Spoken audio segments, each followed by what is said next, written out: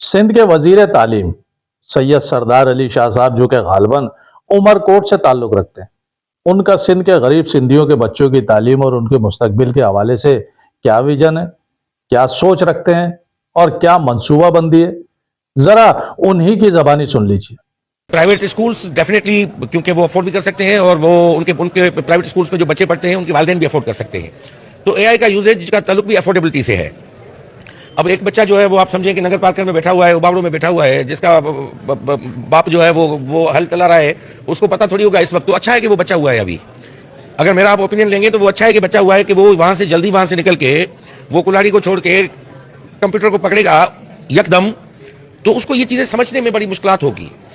اب ان کے یہ خیالات سن کر پتہ نہیں کہ ان کے آبائی حلقے اور سندھ کے غریب عوام ان کے ہاتھوں گروی رکھی اپنی زمینیں، اپنی عزتیں اور اپنا مستقبل ان سے چھڑوانے کی کوشش اور خواہش کرے گی یا نہیں، مجھے نہیں معلوم، کیونکہ سندھ کے قبائلی نظام میں جھگڑی غریب سندھی عوام غلامی کو اپنا مقدر سمجھ کر ان وڈیروں اور جاگیرداروں کے آگے اپنا سب کچھ سرنڈر کر چکی۔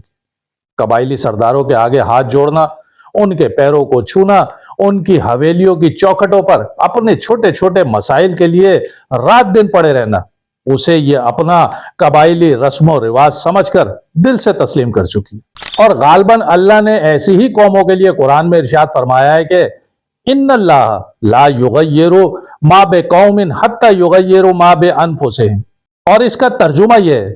کہ یقین جانو کہ اللہ کسی قوم کی حالت اس وقت تک نہیں بدلتا جب تک وہ خود اپنی حالت نہ بدلے۔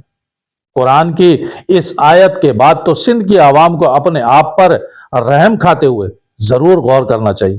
کیونکہ وزیر تعلیم نے بڑے ہی آسان الفاظ میں سندھ کے غریب سندھیوں کو یہ سمجھانے کی کوشش کی ہے کہ بابا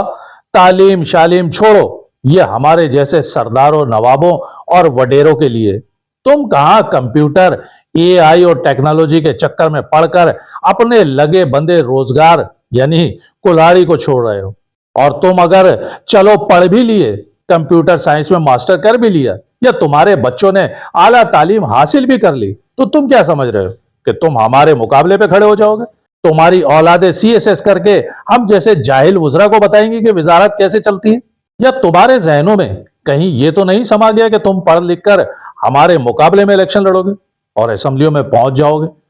نہ بابا نہ، ایسا سوچنا بھی مت۔ تمہارے مقدر میں کلاڑی ہی ہے، اور آنے والی 14 نسلوں تک تمہارے ہاتھوں میں کلاڑی ہی رہنی چاہیے۔ یعنی مجھ جیسا کم عقل اور کم سمجھ رکھنے والا آدمی تو یہی سمجھا ہے کہ سردار صاحب تعلیم کے نام پر دنیا بھر سے امداد تو ضرور لیتے ہیں، صحت اور انفراسٹرکچر کو بہتر اور معیاری بنانے کے لیے غیر ملکی بینکوں اور این جی او سے ڈالرز تو سمیٹتے ہیں، لیکن وہ غریب سندھیوں کی تعلیم، صحت یا ان کی زندگی کو بہتر بنانے کے لیے نہیں، بلکہ اپنی نوابی اور سرداری کو برقرار رکھنے، اپنے بچوں اور پوتوں نواسوں اور بھانجے بھتیجوں کو اعلیٰ تعلیم دلوا کر انہیں وزیر، مشیر اور سفیر بنانے، یا پھر فوج میں کمیشن دلوانے یا سی ایس ایس کروا کر ملک کی نظم و نسق چلانے کے لیے لیے جاتے ہیں۔ لہٰذا غریب سندھیوں، اسی پر شکر کرو کہ تمہارے ہاتھ میں کلاڑی ہے،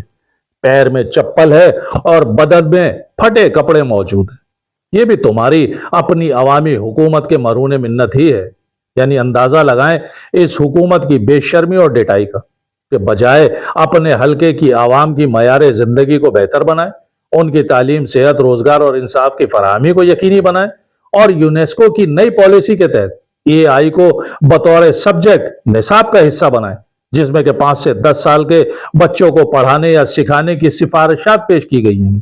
لیکن وزیر موصوف اس کے نام پر کروڑوں ڈالرز تو ضرور لے رہے ہیں، لیکن اس کا استعمال یونیسکو کی ڈائریکشن کے مطابق نہیں کر رہے۔ کیا سندھ کے غریب عوام کی طرح غیر ملکی این جی اوز یا بین الاقوامی فائنینشل ادارے یا ترقیاتی ممالک بھی اس ملک اور صوبے کے حکمرانوں کی عیاریوں اور مکاریوں سے بے خبر ہیں یا پھر ناواقف ہیں، جو انہیں غربت ختم کرنے، بے روزگاری دور کرنے اور جہالت مٹانے کے لیے صوبے کے غریب سندھیوں کے نام پر اربوں خربوں ڈالر دیے چلے جا رہے ہیں؟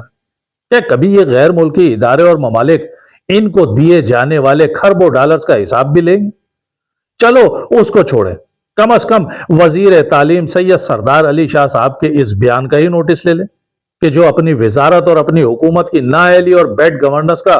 खुद अपने मुंह से एतराफ कर रहे हैं। दुनिया का बेवकूफ से बेवकूफ इंसान भी इस बात में छुपी बदनीयती और मक्कारी को बआसानी समझ सकता है। यानी सिंध के गरीब सिंधियों को तालीम इसलिए नहीं देनी कि उसे शऊर ना आ जाए, और शऊर अगर आ गया तो गुलामी से निजात हासिल करने का फैसला करेगा, और अगर गुलामी से निजात हासिल कर ली तो वडेरा शाही और अफसर शाही की रऊनियत को इनकार करेगा, और यह इनकार सरदारी निजाम के खात्मे का सबब बनेगा। लिहाजा यह खतरा तो किसी सूरत भी मोल नहीं लेना। तो मेरे सिंध के गरीब सिंधियों, तुम्हें ही फैसला करना होगा। इस जागीरदाराना निजाम से निजात ही तुम्हारी इज्जत और जानों को तहफ्फुज़ फराहम करेगी। कल भी शिकारपुर की एक गरीब सिंधी बेटी सनम को तुम्हारे जाहिलाना रस्म और रिवाज कराची में निकल गए। उसे चंद दिन पहले रुबीना कुरैशी की तरह कारी करार देकर कत्ल कर दिया गया। मैंने उस वक्त भी यही सवाल उठाया था कि किसी सरदार, वडेरे या जागीरदार की बेटी या बहन को कभी पसंद किया मोहब्बत की शादी करने पर कारी करार देकर कत्ल किया गया? कभी किसी सरदार की 12 या 14 साल की बेटी या बहन की कुरान से या किसी 80-90 साल के बूढ़े शख्स से शादी की? कभी जरगों में किसी सरदार या वडेरे के खिलाफ पंचायत ने फैसला सुनाया? ये वो सवालात हैं कि जिन्हें तुमने अपने अपने इलाकों में अपने जैसे लोगों से पूछना है, और इसके जवाब से खुद अपने जमीर को आगाह भी करना है और झंझोड़ना भी। आखिर में असद ऐवान साहब की खूबसूरत गजल को माजरत के साथ